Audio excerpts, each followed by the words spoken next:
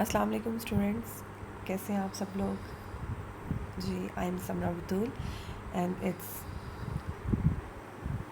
BS math second semester class and the subject is linear algebra and its application. और आज का जो topic है डिटर्मिनेंट्स, ये नया टॉपिक आपका शुरू हुआ है। इससे पहले आप simultaneous system of linear equation को सॉल्व करना कर रहे थे हम लोग बाय यूजिंग मैट्रिसेस। तो अब जो नया टॉपिक है वो आपका है डिटर्मिनेंट्स। तो डिटर्मिनेंट्स में पहले हम करेंगे 2x2 ऑर्डर का जो मैट्रिक्स है उसका डिटर्मिनेंट। नहीं, एक्चुअली मैं डेफिनेशन ऑफ डिटर्मिनेंट आपको करवाने लगी हूँ। अगर आपके पास एक मैट्रिक्स है और उसका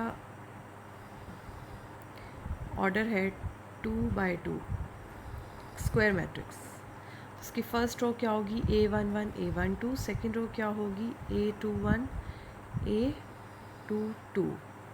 तो डिटर्मिनेंट ऑफ A को डिनोट किया जाता है इससे, और ये किसके इक्वल होता है, क्रॉस मल्टीप्लिकेशन इसकी, यानी A11 A22 minus A12 A21, right. तो डिटर्मिनेंट एक स्केलर क्वांटिटी है, यानी इसका कोई आंसर आएगा, रियल नंबर होगा या कॉम्प्लेक्स नंबर होगा। अगर इट डिपेंड्स ऑन आपके मैट्रिसेस की जो एलिमेंट हैं वो क्या है, एंटिटीज़ जो हैं उसकी वो क्या हैं, रियल हैं या कॉम्प्लेक्स हैं, उसी पे डिपेंड करेगा आपका जो डिटर्मिनेंट का आंसर है। और 2x2 मैट्रिक्स का डिटर्मिनेंट लेना बहुत आसान है। आपने उसके डायगोनल एलिमेंट्स को मल्टीप्लाई करके उसका डिफरेंस लेना है। अच्छा, अब इसमें जो इम्पोर्टेंट बात ये है वो आपने A11 और A22 these are called primary diagonal elements, right. Diagonal तो इसका ये भी है और A12 और A21 भी है, लेकिन प्राइमरी डायगनल जो है A11 A12 वो पहले आएगा, दरमियान में माइनस का साइन आएगा, और बाद में secondary diagonal elements A12 A21 आएंगे। तो ये है 2x2 ऑर्डर का जो मैट्रिक्स। हम डिटर्मिनेंट जो है वो सिर्फ स्क्वायर मैट्रिसेस का निकाल सकते हैं, ठीक है। डिटर्मिनेंट्स जो है वो सिर्फ स्क्वायर मैट्रिसेस का फाइंड आउट होता है। अब मैं स्क्वायर मैट्रिक्स के लिए सिर्फ ऑर्डर 2 कहूँगी, इट मीन्स कि वो एक 2x2 ऑर्डर का मैट्रिक्स है। तो ऑर्डर 2 का डिटर्मिनेंट जो है बाय डेफिनेशन वो इसके इक्वल होता है। अब इसकी प्रॉपर्टीज़,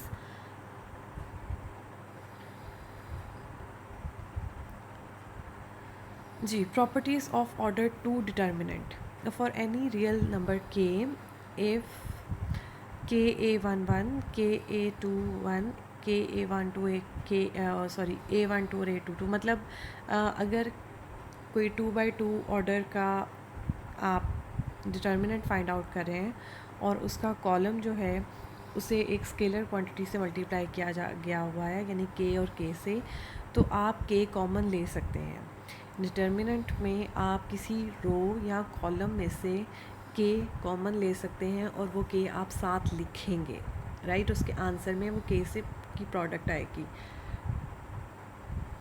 इसी तरह अगर कोई कॉलम या रो, अभी हम कॉलम ही की बात करेंगे कि A12 is equal to B12 plus C12, कुछ से दो नंबर्स को ऐड करके बनाया गया है A12। इसी तरह A22 जो है वो भी B22 प्लस C22 दो नंबर्स को ऐड करके लिखा गया है। तो हम इसको अलग अलग करके भी लिख सकते हैं। मतलब अगर किसी डिटर्मिनेंट में कोई कॉलम सम है, दो क्वांटिटीज़ का या दो नंबर्स का सम है, तो आप उसे अलग अलग करके भी लिख सकते हैं। यानी एक दफ़ा A11 A21 B12 B21 22 के साथ आ जाएगा और एक दफ़ा इसके साथ आ जाएगा, राइट। रेज कर दूँ। थर्ड प्रॉपर्टी आपकी क्या है, if two columns of A are identical then determinant of A is equal to zero. Identical मतलब सेम, कोई से दो कॉलम्स या कोई सी दो रोज़ अगर सेम हो किसी डिटर्मिनेंट में तो डिटर्मिनेंट का आंसर 0 आता है। The determinant of the unit matrix is 1, यानी आइडेंटिटी का जो है वो डिटर्मिनेंट हमेशा 1 होता है। तो ये 4 प्रॉपर्टीज़ थी ऑर्डर 2 मैट्रिक डिटर्मिनेंट की। आगे हम हायर ऑर्डर के डिटर्मिनेंट्स भी फाइंड आउट करना सीखेंगे और उनकी प्रॉपर्टीज़ भी देखेंगे, राइट। जी, determinant of order n। Thus a determinant of order 3 is defined as follows. एक 3x3 ऑर्डर का मैट्रिक्स आपने लिया, जनरल मैट्रिक्स है। तो फर्स्ट रो कैसे लिखेंगे, A11 A12 A13, और सेकेंड रो में A21 A22 A23, एंड इसी तरह थर्ड रो। तो डिटर्मिनेंट किसके इक्वल होता है, determinant of A is equal to, इसको इस तरह से डिनोट करते हैं। With respect to first row हम इसका डिटर्मिनेंट ले रहे हैं, एक्सपेंड कर रहे हैं इसको। तो आपके पास आएगा A11, और फिर आपने साथ फर्स्ट एलिमेंट लिखा A11, और फिर इसकी रो और इसका कॉलम काट के जो आपके पास बाकी बचा उसका डिटर्मिनेंट लिख लेना है, right. A22 A23 A32 A33। इसी तरह दरमियान में फिर आएगा आपके पास माइनस का साइन, और फिर आप दूसरा एलिमेंट लिखेंगे A12। अब क्योंकि हमने A12 लिखा है इसलिए हम इसका कॉलम और इसकी रो को ख़त्म कर देंगे, और जो बाकी बचेगा उसको यहाँ पर लिख लेंगे A21 A23 A31 A33, right. इसी तरह थर्ड वाला वो भी लिख लिया आपने, प्लस A13। और अब आप ये देखेंगे कि आपने A13 है तो जी A13 है तो फर्स्ट रो थर्ड कॉलम को कैंसिल कर दिया, और जो बाकी बचा वो डिटर्मिनेंट की फॉर्म में लिख लिया आपने। एक चीज़ का बस आपने ख्याल रखना है कि यहाँ दरमियान में माइनस का साइन आना है,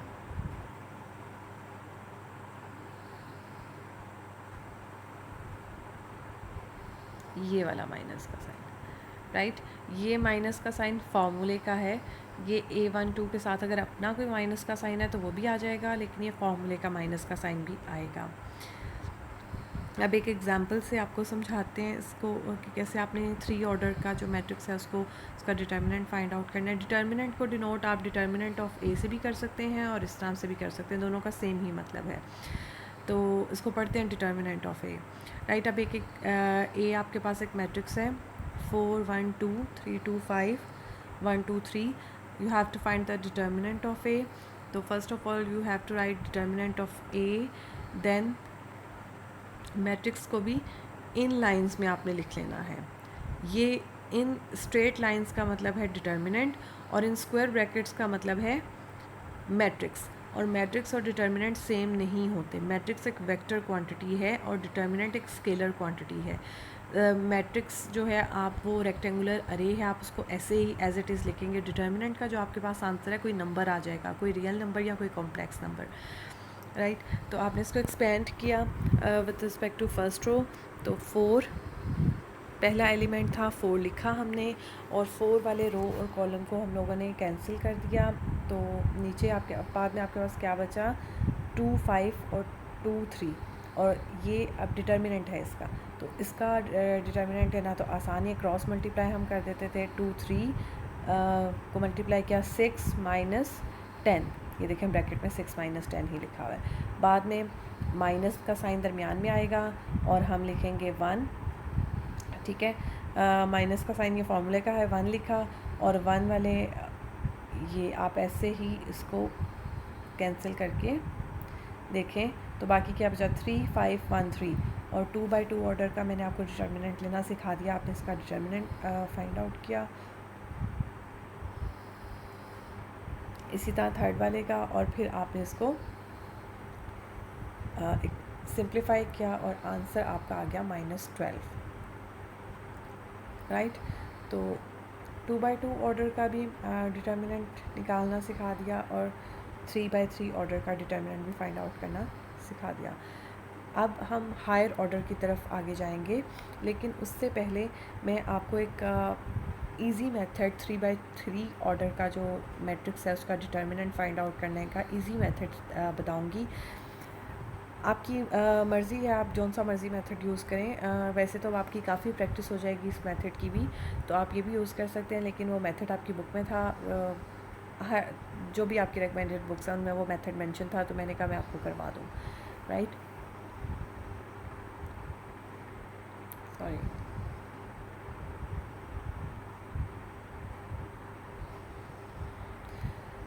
जी, इस तरह से डिटर्मिनेंट फाइंड आउट करना, मतलब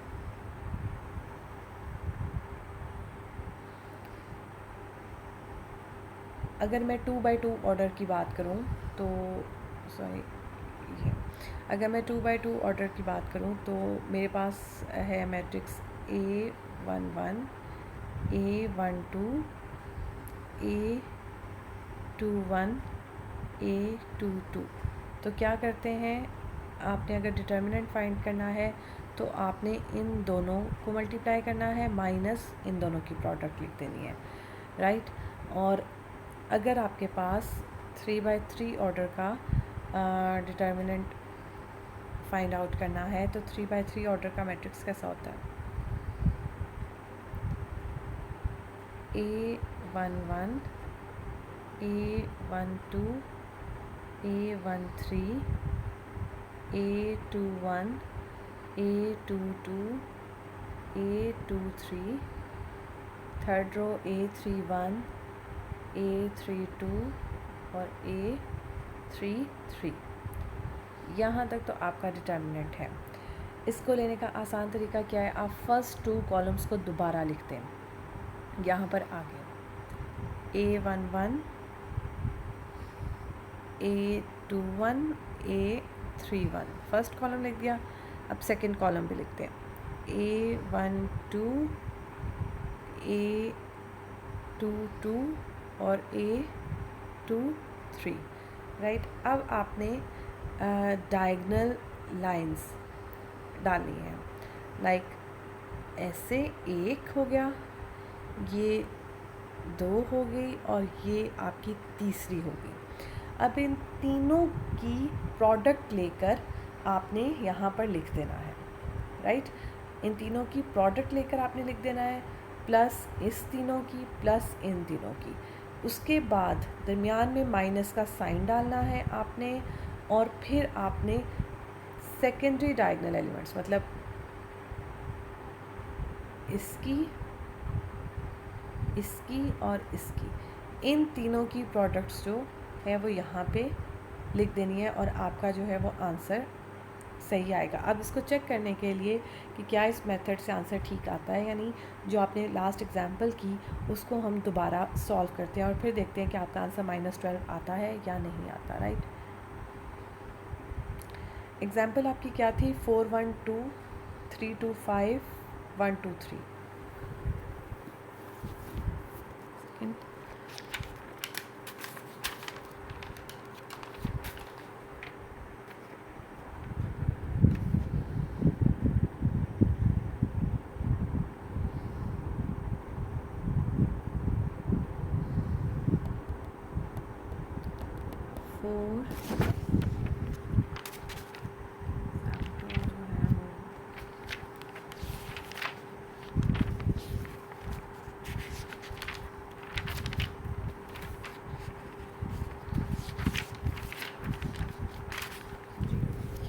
4 1 2 3 2 5 और 1 2 और 3, यही आपका था डिटर्मिनेंट, राइट। आपने इसमें पहला कॉलम दोबारा लिख लिया, 4 3 1 1 2 और 3।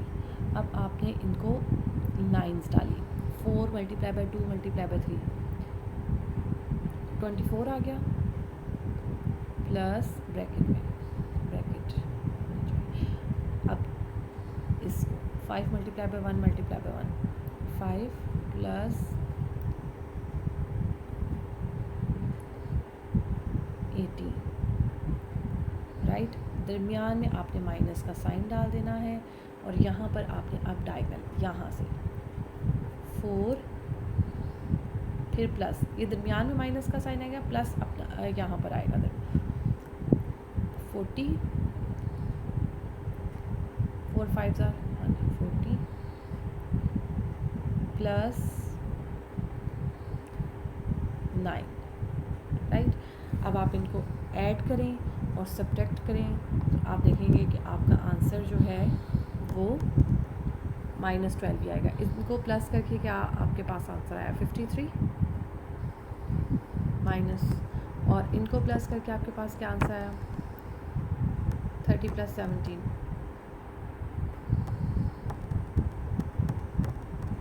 24 + y।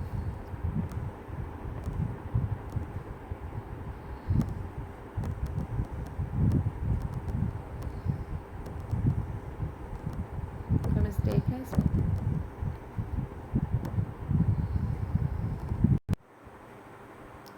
जी यहाँ पर 2 था और ये 2 3 2, यहाँ ये 12 और यहाँ पर आपके पास आना था 44। 36 + 5 कितना होता है?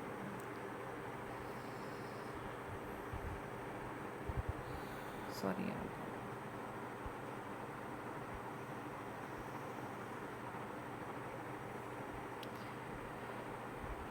जी 24 + 12 + 5 41। तो 41 - 53 विच इज़ इक्वल टू -12, और यही आंसर आपने जब दूसरे मेथड से किया था एक्सपेंड करके, तो ये as compare to the other method ये वाला मेथड ज़रा ईजी है, इसमें कैलकुलेशन थोड़ी कम है, लेकिन आपको जौन सा आसान लगता है आप वो वाला मेथड कर सकते हैं, राइट। तो now the determinant of order n, ये हम लोगों ने कर लिया ऑर्डर 3 का। इसके बाद ये वाला मेथड भी मैंने आपको करवा दिया। 17 मिनट्स भी हो गया आपके लेक्चर के। नेक्स्ट डेफिनेशन पे आ जाते हैं हम। 5/15 डेफिनेशन क्या है? Let A be a square matrix of order n. A matrix obtained from A by deleting its ith row and jth column is again a matrix Mij of order n-1. Mij is called the ith minor of A. Minor की definition क्या है? Minor की definition ये है कि हम जैसे M12 है, M12 का मतलब ये है कि फ़र्स्ट रो और सेकंड कॉलम ख़त्म कर दें और जो बाकी आपके पास डिटर्मिनेंट रह जाएगा उसको हम माइनर कहते हैं। तो उसके बाद को फैक्टर की डेफिनेशन है let Mij be the ijth minor of a square matrix A of order n, then -1 raised to power I plus j determinant of Mij is called the ijth cofactor of A। Definition थोड़ी सी मुश्किल तो नहीं है, लेकिन समझ लें आप पहले एग्जांपल के थ्रू, फिर उसके बाद आपको ये याद करनी आसान लगेगी। तो एग्जांपल में आपके पास एक 4 ऑर्डर का स्क्वायर मैट्रिक्स है A, तो आपने इसका माइनर लिखा M23। अब M23 का क्या मतलब है कि आपने सेकंड रो को ख़त्म कर देना है और थर्ड कॉलम को ख़त्म कर देना है। अब देखें आप बाकी आपके पास क्या बचा, 2 - 1 4 3 4 1 -3 2 और 1, तो दिस इज़ कॉल्ड माइनर। ठीक है, माइनर का मतलब उसमें से कुछ चीज़ें माइनस कर दी, ख़त्म कर दी। तो M23 का ये मतलब है कि सेकंड रो और थर्ड कॉलम जो है, ऑर्डर आपने हमेशा ध्यान रखना है। ऑर्डर में हमेशा 2 पहले आता है और रो का नंबर पहले आता है, कॉलम का नंबर बाद में आता है। चाहे आप मैट्रिक्स का ऑर्डर लिख लें, चाहे आप एलिमेंट का ऑर्डर यानी उसकी पोजीशन बताने के लिए सबस्क्रिप्ट में लिखें। ठीक है, तो M42 क्या है? M42 का मतलब ये है कि आपने फोर्थ रो और सेकंड कॉलम को ख़त्म कर देना है और जो है वो बाकी जो है वैसे लिख देना है। अब को फैक्टर में और माइनर में क्या डिफरेंस है? को फैक्टर में एक और चीज़ हम ऐड कर देते हैं, -1 की पावर, -1 की पावर 2 + 3। अब जब A23 है तो 2+3 आ जाएगा, A42 है तो 4+2 आ जाएगा। इससे क्या फ़र्क पड़ेगा, अगर तो 2+3 5 है ना, एक ओड नंबर, तो माइनस का साइन आएगा आंसर के साथ, और अगर 4+2 6 एक इवन नंबर है तो प्लस का साइन आएगा डिटर्मिनेंट के साथ, राइट। तो कोफैक्टर में क्या होता है, आपने डिटर्मिनेंट लेना है M23 और M42 का। अब ये 3 का है, आप डिटर्मिनेंट ले लें या आप ख़ुद ही फाइंड कर लीजिएगा, चेक कर लीजिएगा, क्योंकि टाइम ज़रा जल्दी गुजर है। 3/3 ऑर्डर का मैंने आपको डिटर्मिनेंट लेना तो सिखा दिया है। तो ये 4/4 का था मैट्रिक्स, और आपने उसके माइनस निकाले 3/3 के, फिर आप उसका डिटर्मिनेंट लेंगे और उसके साथ ये माइनस का जो साइन है वो साथ डालकर आप उसके कोफैक्टर्स बना लेंगे, राइट। इसी तरह A11 के साथ -1 की पावर 1+1 है, पॉजिटिव ही रहेगा। A12 के साथ नेगेटिव आ जाएगा, A13 के साथ फिर पॉजिटिव ही रहेगा। तो बस ये माइनस और प्लस का साइन डालना ध्यान से याद रखिएगा कोफैक्टर्स में। माइनर की डेफिनेशन भी आनी चाहिए, कोफैक्टर्स की भी आपको डेफिनेशन आनी चाहिए।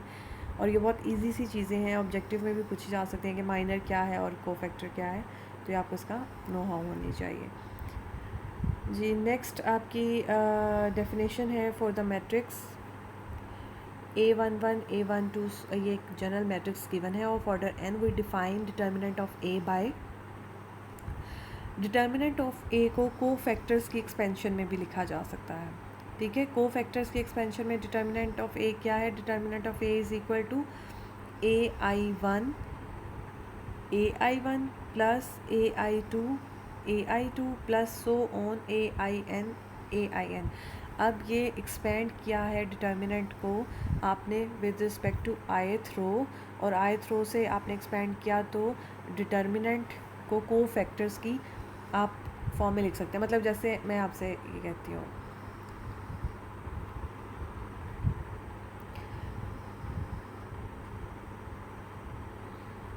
A11 A12 A13, ठीक है, A21 A22 A23, फिर A31 A32 A33, ये आपका 3/3 ऑर्डर का मैट्रिक्स है। अगर आप इसका डिटर्मिनेंट लेना चाहते हैं, राइट, तो आप क्या करेंगे,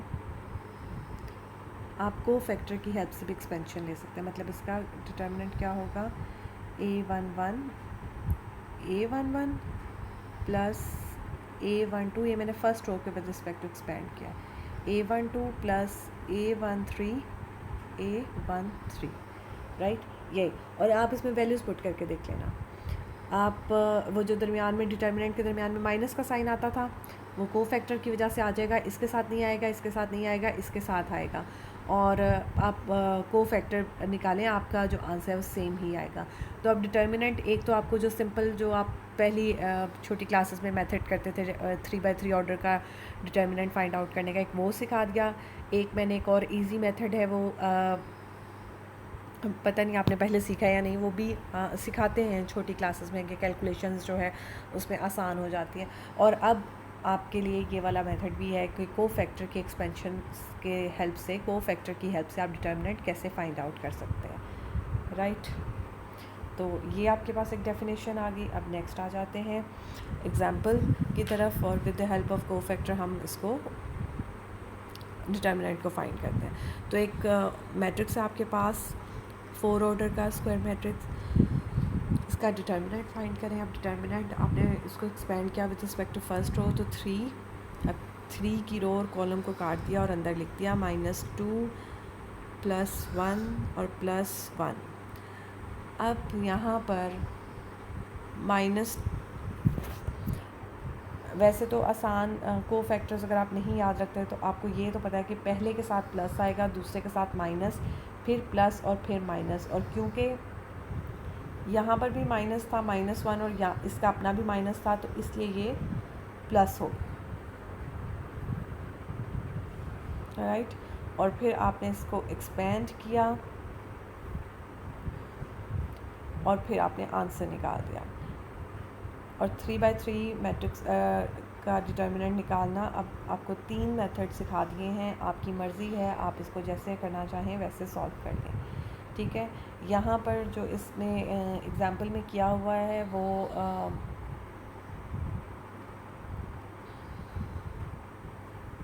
इसको बाय फर्स्ट रो एक्सपेंड करके किया है। 5 इंटू 0 माइनस 3 तो माइनस 3 लिख दिया। 1 इंटू 15 माइनस 1 14 लिख दिया। माइनस 2 इंटू 2 इंटू 9 आपने यहाँ पर लिख दिया, right.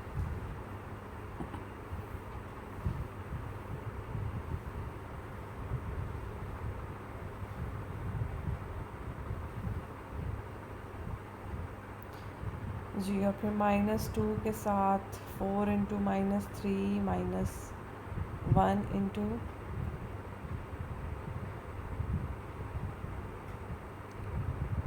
Minus 12 plus 2 into minus 6 and so on. ये चारों को एक्सपेंड किया, कैलकुलेशंस की, और आंसर जो है वो आपने 149 निकाल लिया। तो डिटर्मिनेंट 4/4 का भी फाइंड आउट कर लिया हम लोगों ने। तो अब नेक्स्ट आते हैं 26 सेकेंड्स। नेक्स्ट एक एग्जांपल है जनरल मैट्रिक्स है, और ये कैसा मैट्रिक्स है, ये जो गिवन है जी, ये ट्रायंगुलर मैट्रिक्स है। और कौन सा ट्रायंगुलर है? लो ट्रायंगुलर, मतलब नीचे है ना, डायगोनल के नीचे एलिमेंट्स नॉन ज़ीरो हैं, तो ये लो ट्रायंगुलर मैट्रिक्स है। और इसका डिटर्मिनेंट आप फाइंड आउट करेंगे तो आप देखेंगे कि इसका डिटर्मिनेंट क्या आता है, इसके डायगोनल एलिमेंट्स की प्रोडक्ट। इसका डिटर्मिनेंट क्या आता है? इसके डायगोनल एलिमेंट्स की प्रोडक्ट। ये कैलकुलेट किया हुआ है विद एक्सपेंशन ऑफ कोफैक्टर्स। जब आपने इसको एक्सपेंड किया तो ये आपके पास, ये देखें इसको, और इस तरह से अगर आप कोफैक्टर्स की हेल्प से करते हैं तो ज़ीरो वाले का आपको कैलकुलेशन भी नहीं करनी पड़ती, राइट। तो a11 plus a12 and so on लिखा। जो ज़ीरो वाली टर्म्स थी वो ज़्यादातर ज़ीरो हो जाएंगी, सिर्फ आपके पास रह जाएगा a11 और जब आपने इसको एक्सपेंड किया तो फिर। और इसमें इम्पॉर्टेंट बात ये है कि जो डायगोनल मैट्रिक्स हो या ट्रायंगुलर मैट्रिक्स हो, दोनों मैट्रिसेस में डिटर्मिनेंट क्या होता है? उसके डायगोनल एलिमेंट्स की प्रोडक्ट, ठीक है। डायगोनल एलिमेंट्स की या डायगोनल एंट्रीज़ की प्रोडक्ट होती है। तो ये ही नीचे थ्योरम की फॉर्म में भी लिखा हुआ है। इसको आपने सिर्फ ऑब्जेक्टिव टाइप के लिए याद करना है, प्रूफ नहीं है इसका। Let a is equal to aij be an n by n triangular matrix.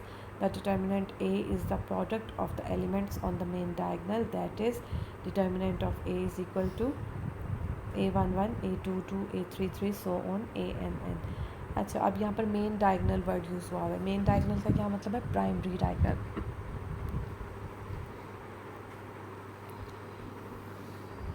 Right.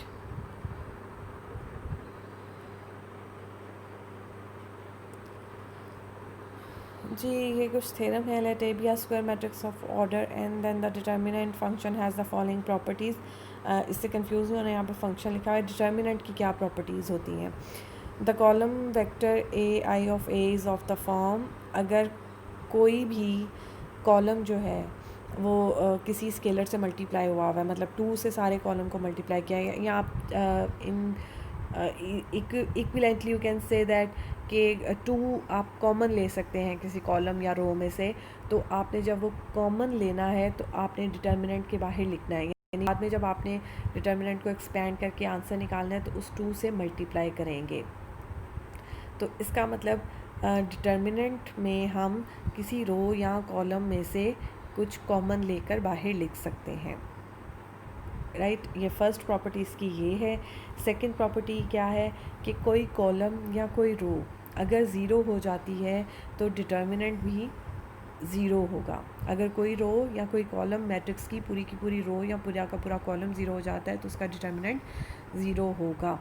ये क्या है? ये प्रॉपर्टीज़ ऑफ डिटर्मिनेंट है। If column A I of A is of the form, अगर ये जो मैंने 2/2 में भी ये प्रॉपर्टीज़ करवाई हैं, अब ये जनरल आपको प्रॉपर्टीज़ करवा रही हूँ कि अगर n ऑर्डर का आपके पास डिटर्मिनेंट है तो उसकी क्या प्रॉपर्टीज़। अगेन वही प्रॉपर्टी है कि अगर कोई कॉलम जो है वो सम है, मतलब जैसे 5 है, 2+3 उसको लिखा जा सकता है, तो आप अगर अपनी आसानी के लिए इस तरह लिखना चाहते हैं तो आप लिख सकते हैं, और फिर बाद में डिटर्मिनेंट जो है वो आप उसे सेपरेट भी कर सकते हैं, राइट।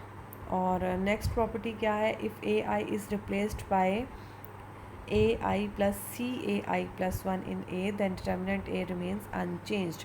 दैट इज़ इतना कंफ्यूज होने की ज़रूरत नहीं। रो ऑपरेशंस याद है आपको, मैट्रिक्स में आपने किए थे, तो डिटर्मिनेंट के भी रो ऑपरेशंस हैं, या रो ऑपरेशंस या कॉलम ऑपरेशंस दोनों, और लेकिन वो थोड़े से मैट्रिक्स से स्लाइटली डिफरेंट है।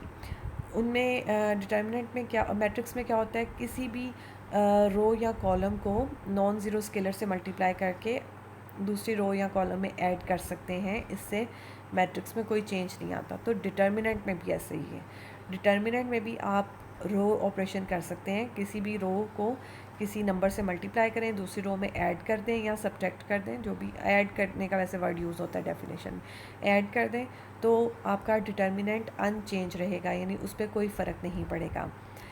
डिटर्मिनेंट में क्या है, आप कहीं किसी कॉलम या रो में से कोई नंबर कॉमन लेना चाहते हैं तो आपको लेकर बाहर लिखना पड़ेगा। जैसे मैट्रिसेस में पूरे मैट्रिक्स में से कॉमन निकलता था ना, और उसको भी बाहर लिखने की ज़रूरत नहीं होती थी, लेकिन डिटर्मिनेंट में होती है। और डिटर्मिनेंट में एक रो में से निकलेगा तो 3, अगर जैसे किसी रो में से 2 कॉमन निकल रहा है तो हम 2 बाहर लिखेंगे, अगर दूसरी रो में से भी 2 निकल रहा है तो अगेन हमें 2 मल्टीप्लाई बाय 2 बाहर लिखना पड़ेगा, यानी 4 लिखना पड़ेगा डिटर्मिनेंट में। और मैट्रिक्स में चेंज है। उसके अलावा डिटर्मिनेंट मैट्रिक्स की जो ऊपर थर्ड वाली प्रॉपर्टी है, मैट्रिक्स में ये नहीं होल्ड करती, डिटर्मिनेंट में होल्ड करती है, कि डिटर्मिनेंट में अगर कोई कॉलम या कोई रो जो है इस तरह सम की फॉर्म में है तो आप उसे अलग अलग करके भी लिख सकते हैं। Interchange of any, fifth property पढ़ रही हूँ, interchange of any 2 adjacent columns of A changes the sign of determinant A. एक तो ये है कि एडजेसेंट कॉलम्स या एडजेसेंट रोज़ को हम चेंज कर सकते हैं, और अगर आप उसको चेंज करते हैं यानी इंटरचेंज करते हैं उनको, तो बाहर नेगेटिव साइन आता है, एक माइनस का साइन डाल देते हैं। अगर आप दूसरी दफ़ा चेंज करेंगे फिर दोबारा माइनस का साइन आएगा, वो प्लस हो जाएगा, लेकिन एक दफ़ा चेंज करने से बाहर माइनस का साइन आता है। Interchange of any 2 columns of A results in the change of sign of determinant A, right. If any 2 columns of A are identical then determinant of A is equal to 0। अब ये भी property है कि अगर कोई रो या column same हो जाते हैं, 2 रो या 2 कॉलम्स, तो रो कॉलम को नहीं करना, 2 रोज सेम हो, आइडेंटिकल मतलब बिल्कुल सेम, या 2 कॉलम्स बिल्कुल सेम हो, तो डिटर्मिनेंट क्या होता है, 0 हो जाता है। A constant multiple of column of A में B added to any other column, ये वही रो में मैंने आपको एक्सप्लेन कर दिया, इसमें कॉलम में है। तो मतलब क्या है प्रॉपर्टीज़ में, एक तो ये है कि अगर कोई रो या कॉलम 0 हो जाता है तो डिटर्मिनेंट 0 हो जाएगा, कोई 2 रोज़ या 2 कॉलम सेम हो जाते हैं तो भी डिटर्मिनेंट 0 हो जाएगा। उसके अलावा इंटरचेंज करते वक्त आपने बाहर माइनस का साइन डालना है। उसके अलावा क्या है कि आपने अगर रो ऑपरेशन करने के, किसी रो को ऐड करके आप दूसरे में मल्टीप्लाई करके ऐड कर दें, इससे कोई फ़र्क नहीं पड़ेगा, आप ये कर सकते हैं। और इस एक और चीज़ थी क्या था, हाँ जी, कॉमन लेते वक्त अगर आप किसी रो में से कॉमन लेते हैं तो आपको बाहर लिखना पड़ेगा। अगर आप पूरे मैट्रिक्स में से कॉमन लेते हैं, यानी 3 ऑर्डर का मैट्रिक्स है और आप तीनों रोज़ में से 2 कॉमन ले रहे हैं, तो आपने बाहर अकेला 2 नहीं लिखना, आपने 8 लिखना है, 2 multiply by 2 multiply by 2, right. ये थोड़ा सा डिफरेंस है इसमें और मैट्रिक्स की प्रॉपर्टीज़ में।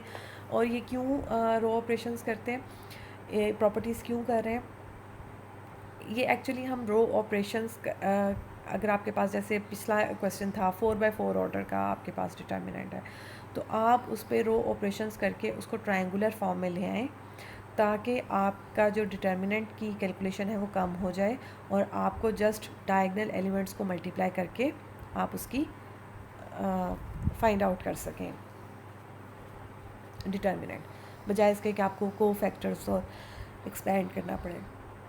तो इसलिए ये प्रॉपर्टीज़ करवाई गई हैं। अभी क्वेश्चंस आएंगे इसके काफ़ी ज़्यादा, और फिर आपको जो है वो क्लियर हो जाएगा कि क्या करना है। एक एग्जांपल है, evaluate determinant of A where A is equal to this, अब ये 4 ऑर्डर का है, आप इसका डायरेक्ट भी डिटर्मिनेंट निकाल सकते हैं, लेकिन आपकी कैलकुलेशंस बहुत ज़्यादा आसान हो जाएगी अगर आप इसको थोड़ा सा सिंप्लीफाई कर लें। और उसके लिए क्या करेंगे, आप डिटर्मिनेंट ऑफ ए लिखा, अब इसको आपने सॉल्व किया। अब सॉल्व करने के लिए क्या है, इसको सिंप्लीफाई करना है हमने, तो हम कोशिश करेंगे कि हमारी जो अच्छा, इसमें ना आपने दो कोशिश की जा सकती है। एक तो आप इसको ट्रायंगुलर फॉर्म में भी लाने की कोशिश कर सकते हैं, लेकिन वो ज़्यादा लेंथी हो जाता है। उससे बेहतर ये है कि आप एक रो या एक कॉलम को ज़ीरो कर लें, उससे भी आपकी कैलकुलेशन आसान हो जाएगी और आंसर आपके दोनों सूत्रों में सेम ही आएंगे, ठीक है, उस पर कोई फ़र्क नहीं पड़ेगा। तो यहाँ पर क्या किया गया, फ़र्स्ट कॉलम को ज़ीरो बनाने की कोशिश की गई, यानी 1 के बाद 0 0, ताकि आप इसको बाद में फ़र्स्ट कॉलम के विद रिस्पेक्ट टू एक्सपेंड करें और आपकी कैलकुलेशंस आसान हो जाए। तो पहला एलिमेंट है 1, जहाँ पे भी 1 है आपने उसको यूज़ करना है। पहला एलिमेंट आ गया इसका 1, इस 1 को यूज़ करते हुए बाकी जो 1 के नीचे वाले एलिमेंट्स हैं उनको, एंट्रीज़ हैं, उनको ज़ीरो कर लें। तो ये 2 है, सेकंड रो को, फर्स्ट रो को 1 से मल्टीप्लाई करके 2 में, अच्छा यहाँ पर ना ये इस तरह से लिखना है आपने, R2 प्लस -2R1, दरमियान में माइनस का साइन ना डालें क्योंकि वो इतना अच्छा नहीं लगता, और एक्चुअली जो ऑपरेशन है उसमें सब्ट्रैक्ट का वर्ड है ही नहीं, इसलिए आप ये -2, अगर आपने माइनस करना है तो आप -2 से मल्टीप्लाई कर दें R1 को और R2 में ऐड कर दें। इसी तरह थर्ड रो के बनाने के लिए -R1 को -3 से मल्टीप्लाई करें और R3 में ऐड कर दें, एंड सो ऑन R4 कर दिया। तो